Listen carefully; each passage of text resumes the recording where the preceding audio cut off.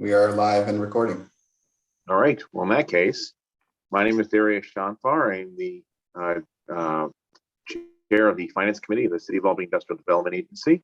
And I call this meeting to order at 12:17 on February 9th. We have all members of the Finance Committee here, except with Anthony Gaddy, who I believe will be joining us shortly. And I believe is Mr. Better here today? No. We don't, but we do have Bob Schofield and Liz Staubach here as well from the full board. Terrific. All right. So move right into the agenda. We have our minutes that were previously distributed from the previous meeting on January 12, 2022. I'd call for a motion to waive the reading and approve the minutes as presented. So moved. Susan, second. Lee, any discussion, questions, corrections, deletions, additions? Hearing none. All those in favor? Aye. All right. And we have no report from the Chief Financial Officer today, nor do we have any unfinished business today. So we'll move right into new business, which was brought to us quite recently about a change in ownership of 1415 Washington Ave, which is 1415 Washington Property LLC. This was a project that the IDA greenlighted about 5 or 6 months ago. It's they're getting their stuff together to get this project off the ground, and they've brought to us a resolution, a request, I should say, for a change in their ownership structure. So I'll give it to Tom or Andy if they want to go through it a little further, and then if there's any questions, we will discuss further. Thank you, Darius. I'll just give a quick recap of the project that, as the chair noted, recently came through for approvals. This project was initially introduced to the board back in early 2021. There was some delays getting full planning board approval, which did happen this fall, and subsequently this project was approved by the board in September. And just as a recap of the project itself, this project proposes to construct approximately 415,000 square foot, 5-story purpose-built student housing dormitory complex containing approximately 240 units, which are comprised of 560 beds. The just under 3-acre project site currently has a 95-room hotel that will be demolished. The site will also include just over 200 off-street parking spaces. As the chair noted, the packet for today was amended and was also reposted to our website. On that, as part of those materials, you will see a detailed request letter from the applicant, as well as a ownership organizational chart, an amended ownership organizational chart. So the request at hand today involves a change in the majority ownership of the project due to the addition of equity partners in the deal. And as you can see, representatives of the amended management team are here with us today that can elaborate on the request and answer any questions that the committee may have. I would like to add, Andy, on top of that, I want to thank the board for being flexible in allowing us to sort of get these materials to you as quickly as we did for your consideration today. Given the approval timeline for all of the approvals necessary since the inception of the project, the applicant has informed us that they are under a very tight deadline to be able to close on the property. And we did have everything in hand, so we felt comfortable being able to bring the materials to the Finance Committee today. As the board will recall, when you made your approvals last year, the applicant did inform the board that they were looking for additional equity or partners on the project. They've been able to pull that together, as Andy walked through just now. And we've been able to go over it as staff, looking to determine if there's any sort of change in the deal structure beyond the ownership structure, and also to work with counsel to vet it from a legal perspective. So we're comfortable at this point bringing it to you all, albeit a little late in the game for you to get the materials this morning. So thank you for your quick review. We're happy to answer any questions. And as Andy said, the applicants are are here to dive into that. If you'd like to talk about the financial history of the organization, we could enter into executive session to speak with them about that as well. If you've got detailed questions related to the financing, we can do that. Or if you've got any sort of legal requirement questions, we can do that as well. Thanks, Chair. Thank you. So to me, this in one regard, it looks like an ownership change without a sale of the property, which I think for myself, I think comes with a little greater scrutiny when we greenlight a project with a certain entity, you know, and that entity then changes either through a sale of the property or through a change of the ownership. You know, red flags can go up. So I've had a discussion with Tom earlier today about this, and I think that I will need some more time to evaluate this in its entirety. But I will throw it open if anybody has any questions for the developers at this point. Bring them up. I do, Chair. Go ahead, Susan. Just a question about the need for expediency. I know you're looking to close by the end of this month. Does that have anything to do with the academic calendar that you're trying to have students moving in for the 2021 fall semester, or are you looking to be ready to open in 2022? If you could just, or 2023, I'm sorry. If you could just tell us a little bit about your timeline. No, of course. And I would like to, before I answer your question, I would just like to thank the board and all involved for, working very quickly to review this request. We remain very excited about, building this building, across from SUNY Albany. We continue to be very invigorated by everything that's happening with the school and in the area. And we are happy to answer any questions you have today about our partner and the new ownership structure itself. I think our partner will be able to speak to, their enthusiasm for the project and for the area. I think that, it would not have been possible to attract them if it wasn't for the graciousness of the IDA in granting these benefits previously. With regard to your question around, needing to close on the property by the end of this month, it does not have so much to do with a schedule for students. Obviously, we are mindful of that, but the real impetus for needing to close by the end of this month is that we have continued to extend the contract with the seller. You may not know this, but we were in contract around December of 19 before COVID hit. Obviously, there were a lot of issues with the world, not just with our particular project that have happened since December of 2019.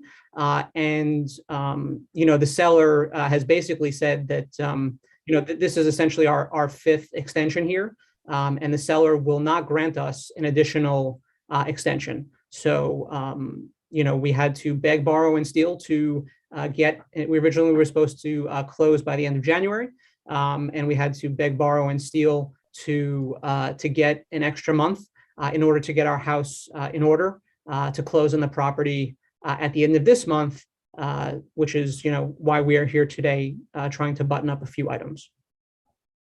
Well, I hope you didn't actually steal. No, we did not steal. It's second borrow. A fact, a phrase that we have never stolen. Yes, we don't intend to steal. We pay our taxes. Just want to make that clear for the public who's watching. We are good team members and members of any community that we decide to develop in. So I apologize. We are not here to steal. So good. What is your construction timeline? So our construction timeline it remains unchanged, sort of from a few months ago. Essentially, we expect to close on the property by the end of this month. We are in process now to get our demo permits, and we expect to break ground by June of this year. for a, June, July of 2024 delivery, which will give us, time to obviously have the students move into the development. So they would be moving in for the fall semester of 24? Yes, correct. Okay. So if I'm reading this properly, it seems like the original company is essentially giving up its controlling interest in this property, and the new entity and the entity that's coming in at 85% ownership. Why is this become an ownership change as opposed to just a financing issue for the original company? Well, I mean, look, and Sarah had mentioned this previously. We always intended to bring other investors and partners into the deal. The way that we see it, we ascribe to the more intelligent and successful and experienced people you can bring onto a project, the better the outcome will be in the end. And we were lucky enough for Adam America to have both found the project and found Scenic through their desire to continue to build in New York and Connecticut and other places. Along with that experience and those financial relationships comes a yin and yang of certain amounts of ownership, and in exchange for being able to bring those things and obviously invest their own money and invest the money of investors who they have done business with before. Okay. Does anybody else have any questions? My feeling on this right now is that I don't, this is basically sprung on us today. I realize that the staff has been involved in talks with you over the last several weeks. But for me, for voting on it, I'm not prepared to. Well, let me put it this way: I'm prepared to move it forward to the full board, but without a recommendation, because I think I will have some more questions, I believe, and some of the other members of the board may also have questions. I'm happy to do that in the spirit of doing what we can to meet your timeline while also getting our questions resolved at the same time. I don't know if anybody else has any other issues they want to bring up or any other questions at this point in time. Mr. Chairman, if I may, I would like to also kind of present Adam America and maybe provide a little bit of color and more information that will assist you in your, decisions later on. My name is Omri Sachs. I'm one of the co-founders of Adam America, which was founded in 2009, right after the last crisis. We are developers of operators of multifamily and student housing, mainly in New York State, Connecticut, and Florida. We've developed over 30 buildings in the last decade and have extensive construction and finance know-how and ability. We've worked with private investors and institutional investors. And to your question, the equity component of any project is a key component, and it's sometimes tricky, especially in COVID times and where the markets are a little bit shaky. And I think, we started entering into the student housing sector a few years back and started our first building a few blocks from Yale University, a second one across the street from FIU, and we were looking for more sites, available sites, and we identified, Albany as one of the more interesting cities from student housing perspective. SUNY Albany School is a nice sized school, not from the largest in the country, but we really like what we've seen. We are familiar with what's happening in the markets. It's a state school, which we liked. And we saw there was a big gap between the amount of available beds and the amount of students. So we started looking, for potential partners and plots. And we found Evan and Michael, we found Scenic. And we decided or agreed that we would joint venture to do this together using, their expertise. They're also in the student segment and their know-how and know-how of the city and, our capabilities as seasoned developers with, strong financial and equity partners that could come to bear here and help carry this forward. We're very excited, to find them and to find this project because it is an exciting project for us and I'm hoping for the city. And as Evan was saying, when we were digging into this, and you start laying all the bits and pieces of the transaction in a model, we couldn't have done this deal without the IDA program. I mean, it's really something that is making this happen, truly. Overall, I know it is a change of ownership, but if you differentiate between the equity and the management here is going to be a combination of Scenic and Adam America, and really the equity is really passive equity that comes into this deal, and it's a large transaction.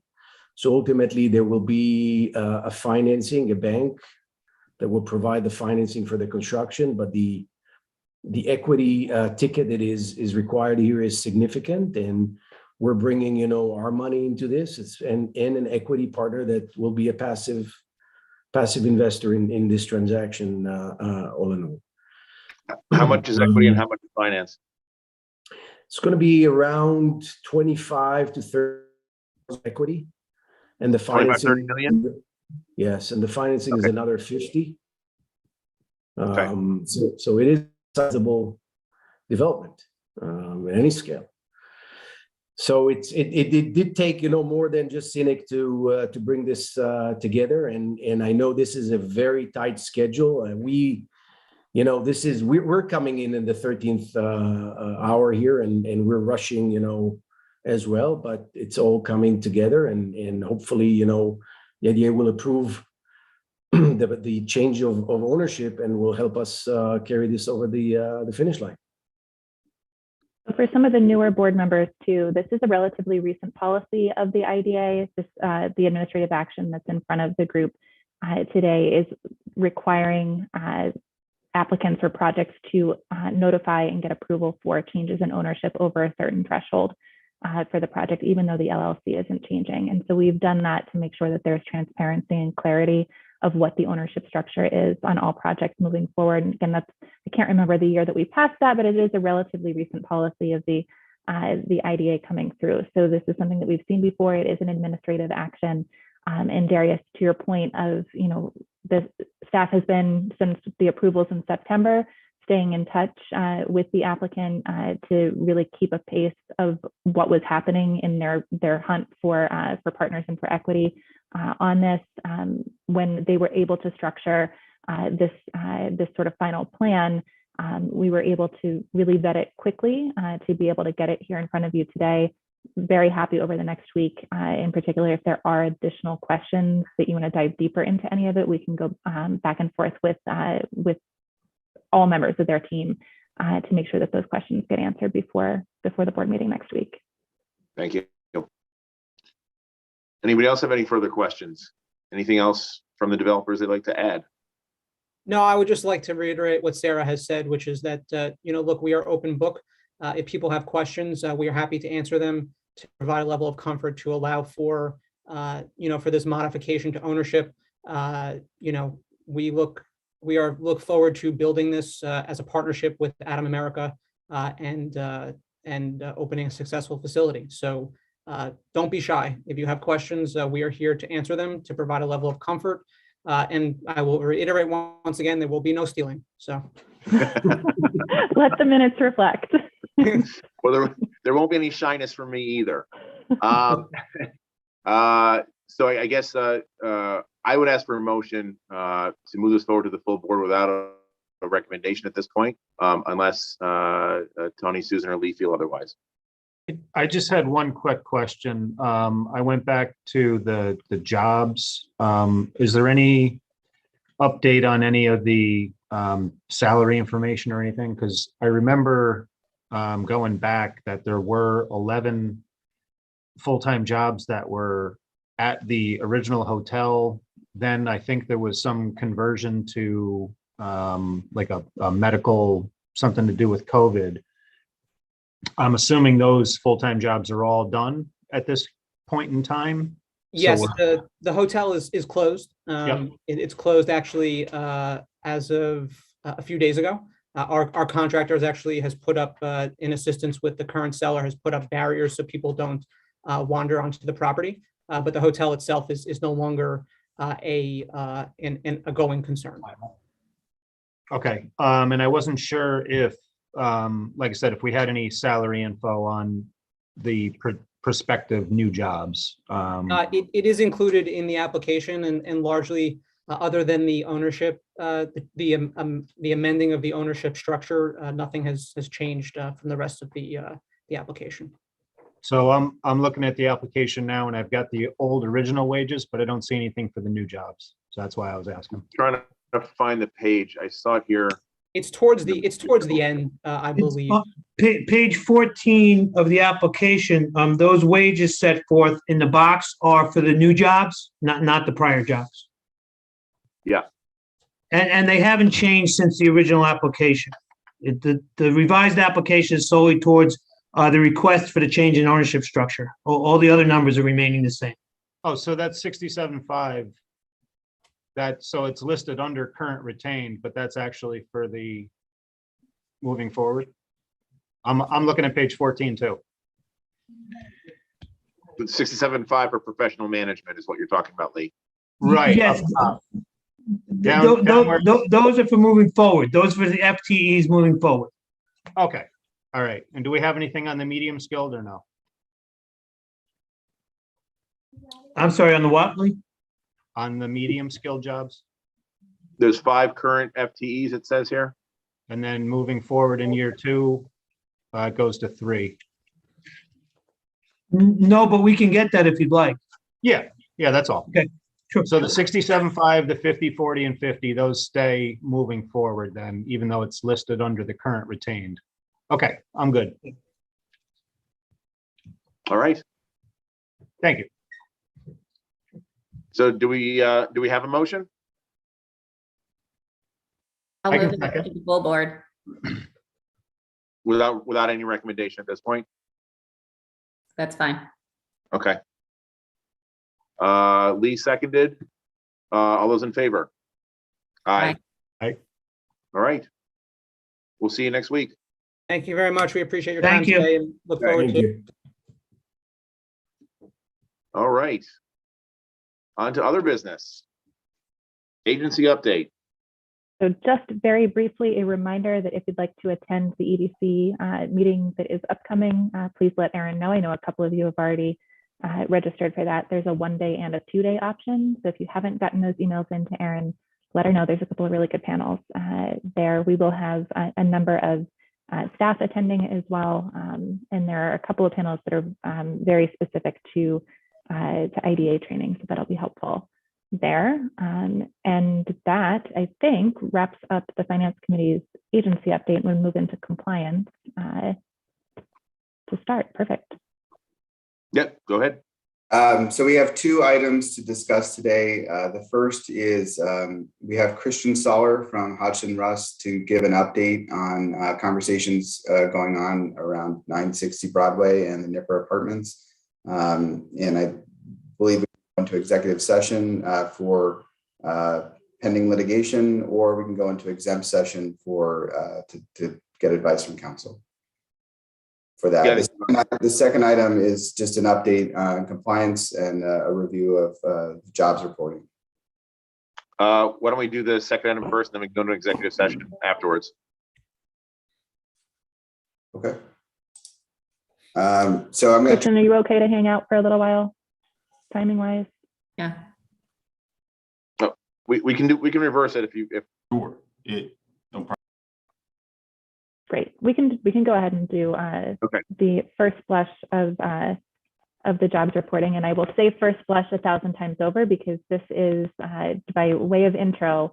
This is the board's first appearance of we are in compliance season. Staff has been in compliance season since about November of last year, but we every year, and particularly just as a refresher, we spend a considerable amount of time with the committees and the full board on the project reporting as it comes in for the Paris report annually.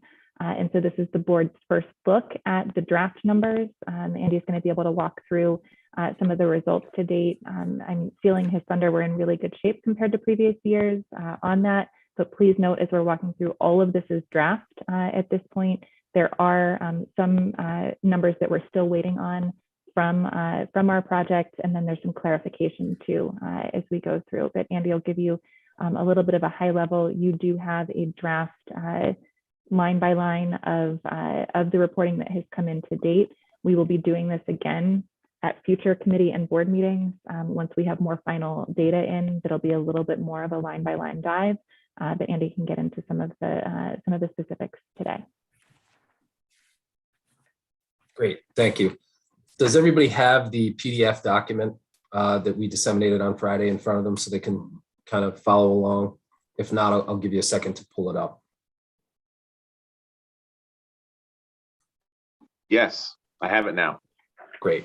And before we dive in, as Sarah noted, really great shape. This is certainly a living document. So what you see in front of you has already on our end, staff end changed and been updated in a positive direction with more numbers and updates coming in. And in real time, as of right now, we've got about 88% of the straight lease projects reporting, which is great for the first week of February. We'll continue to comb through those compliance reporting certificates and all the associated documentation, refine any questions we have, and make sure that we're representing and ultimately inputting into Paris the most accurate information.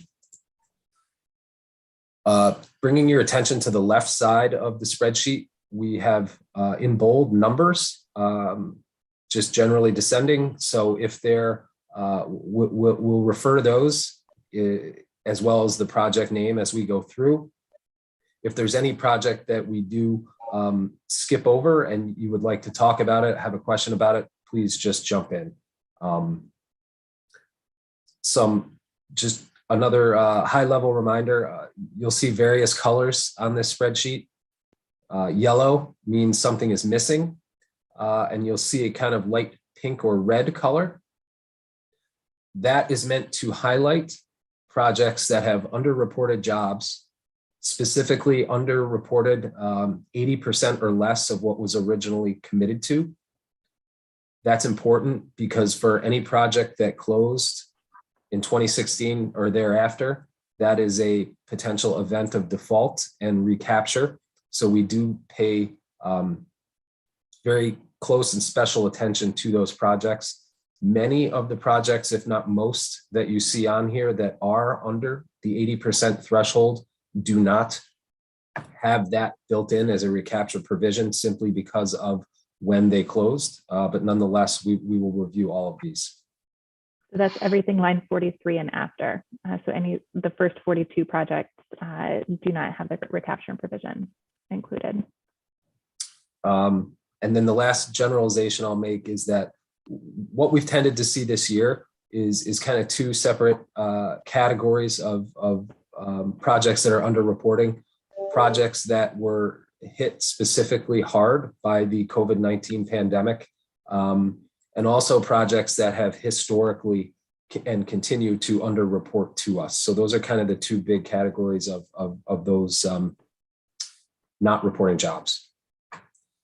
So starting at the top of your sheet. Can I just jump in and sorry, just as a particularly if this is your first time going through this with us, we do send out our reporting forms to all of the projects in the previous year.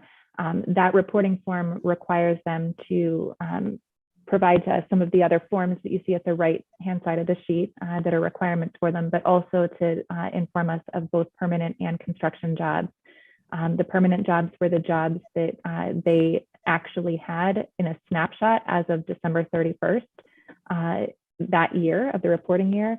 And the construction jobs are the construction jobs that they had throughout the previous year. They are also, we asked them to provide us an explanation for any overage or any deficiency in the jobs that came in. So we do have written explanations from each of the projects that you see listed here.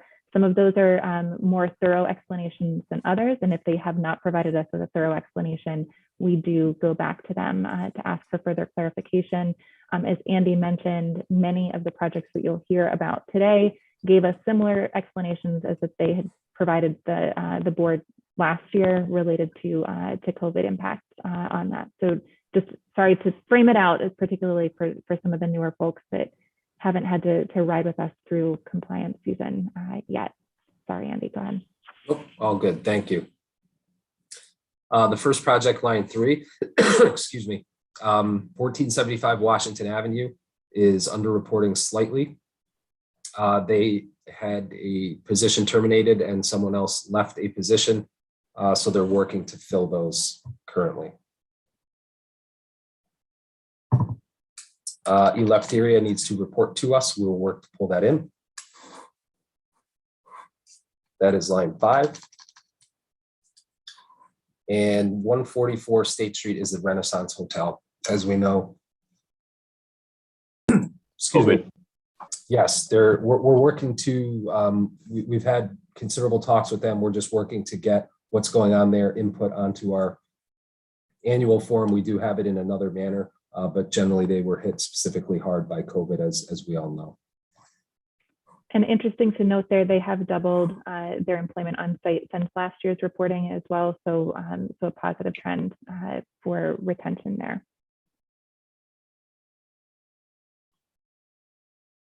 Okay.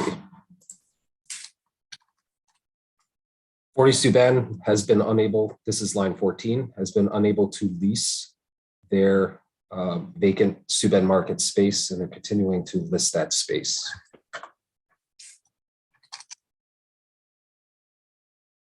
Six Sheridan on line 17. Amacochina has not reopened. They do plan to do so in the first quarter of this, the first half of this year, according to the developer.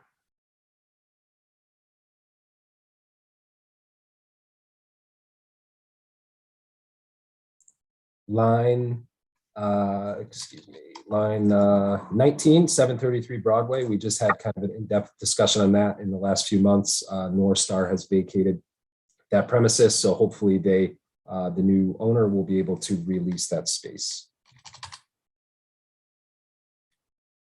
Line 22, Albany Hotel. Again, significant impacts from COVID.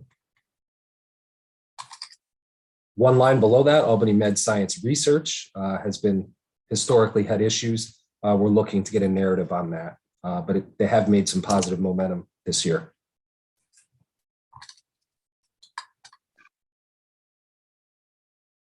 Fuller Road Management, again, there's been continued discrepancies in those that have access to the building and those considered full-time employees.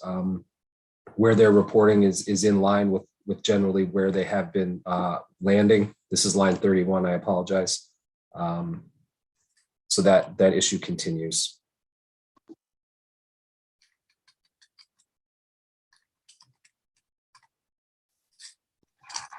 Line 38, Sheridan Hollow.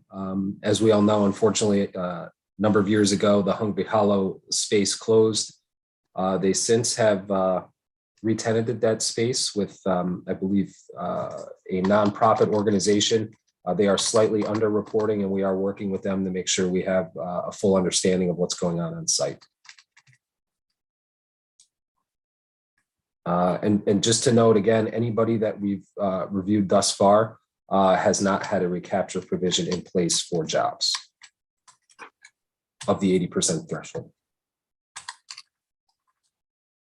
TMG, that is the affordable housing project by the park, Washington Park. We're working with them to see why they dropped down one job.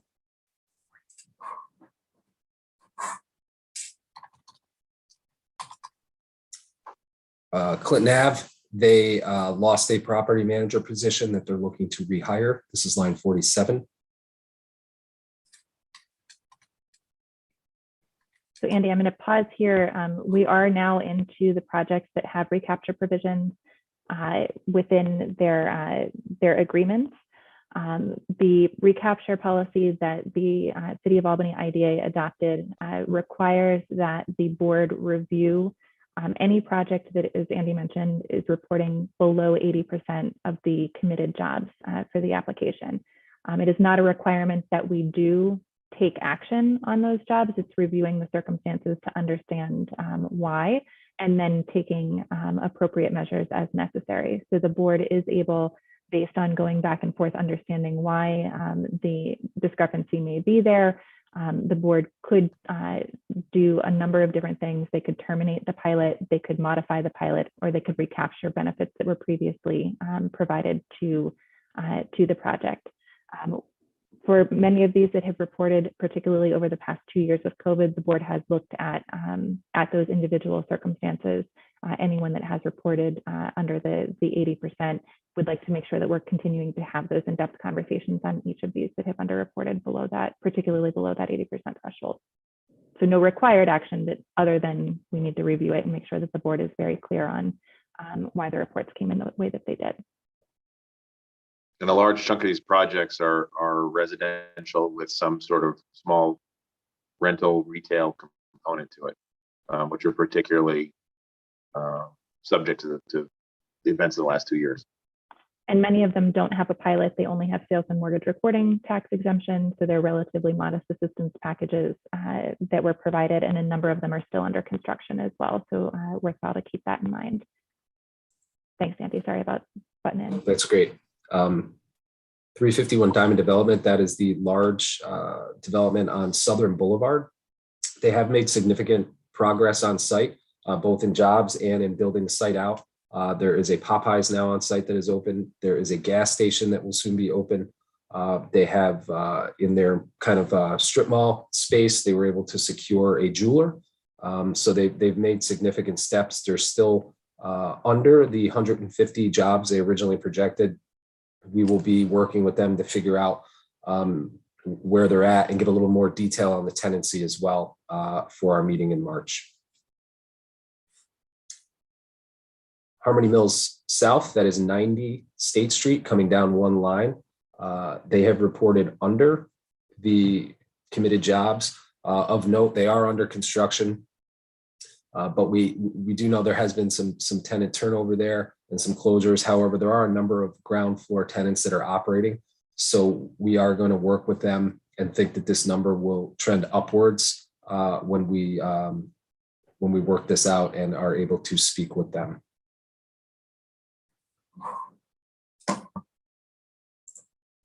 Morris Place, 105 Morris, that recently just completed, is under reporting. We're working with them to figure out what they have going on site. They do have some questions and we're actually scheduled to speak with them later this week. So we'll hopefully have some more color on this coming up in March as well.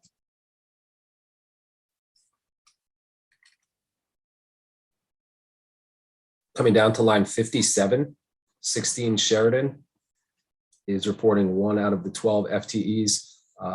The ground floor tenant, The Yard, which is the axe throwing, has had obviously some difficulties maintaining their business while they're still open. They have not hit their employment levels. So we're hopeful that they can make a turnaround there. Coming down another line, Makura Inc., that is the Sheridan Hotel, also located at 351 Southern Boulevard. They, as expected, have been hit hard by COVID. So they are reporting 17 of their 25 jobs. Of note, for the last 2 projects that we did mention, those were sales and mortgage recording tax only.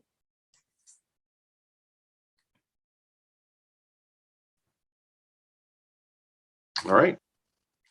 I think I just, a couple things, I think I glossed over 760. They've since reported.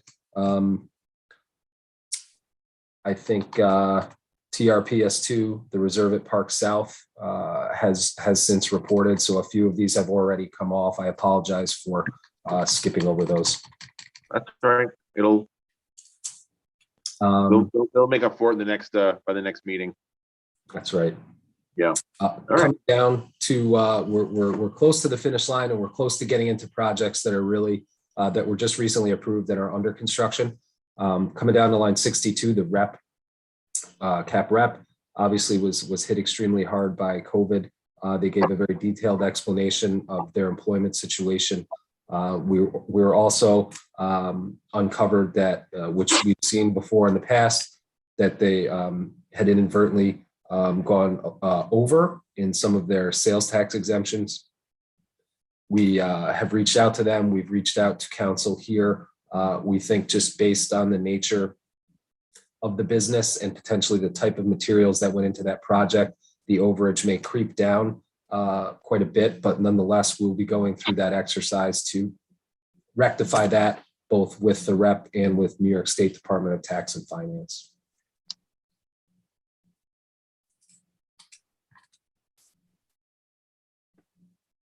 .45 Columbia is down one job. We're working with Redburn. This is line 64 to get some color there. And then as you can see, the rest of these projects are under construction if they're not reporting. All right. Anything else to cover here? Two questions. Oh, sorry, go ahead, Susan. Going back to Fuller Road Management Corp. Andy, do we expect that the SUNY Holly question is going to impact the capacity for employment there, as that's considered for return to Albany? So what you may have seen in the news over the past few weeks is that there is an RFP out now for new ownership of Kiernan Plaza, and so that may have some impact. We did get a notification from Fuller Road Management's council that the RFP was out. There would not need to be any official action by the IDA until there was an actual question of change in ownership. If they do have bidders and that come through that, they would come through us. But that if that sale would go through, if they do have bidders on the property and the property is transferred, we would see that back here, and that would potentially come with some changes. We just don't know yet based on what the interest in the building would be. Okay. And line 57, 16 Sheridan Avenue, the yard only has one job being reported. I mean, just walking by there, you can see there's more activity and more people working there. Is that sure? And I think what we try to do is make sure they're reporting their full-time equivalents. They may have numerous part-time employees on site. still seems like from the, based on the activity there, that it's more than one. We can follow up. Yeah. Doesn't seem right. Thank you. All right. Any other questions? Well, thank you, Andy. And with that, I think we will entertain a motion to go into executive session for advice and report from legal counsel on an ongoing concern. It was, which property was it? It's 960 Broadway and the Nipper Apartments. Okay, yeah, that one. Which I'd also like to just note for the record that we have not received our annual kind of jobs reporting forms from them for this calendar year yet. Thank you. So do I have a motion to go into executive session? You can make that motion. Lee, Susan, second, Tony, Second. Susan. All right. All those in favor? Aye. Aye. We'll go into executive session.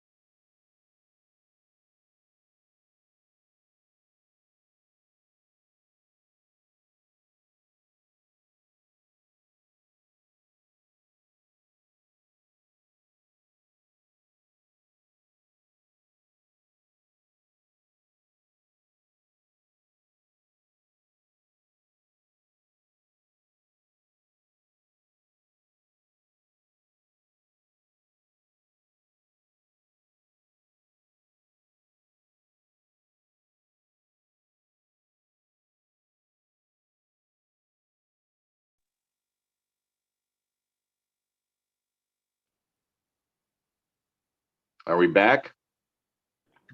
We are back. All right. Well, as discussed previously in the open meeting, we went into executive session to discuss lawsuit and legal matters resolving regarding the Nipper Building, 960 Broadway. And we exited executive session at 1:11 with no action being taken on our part. So with that, unless there's any other business, I would call for a motion to adjourn.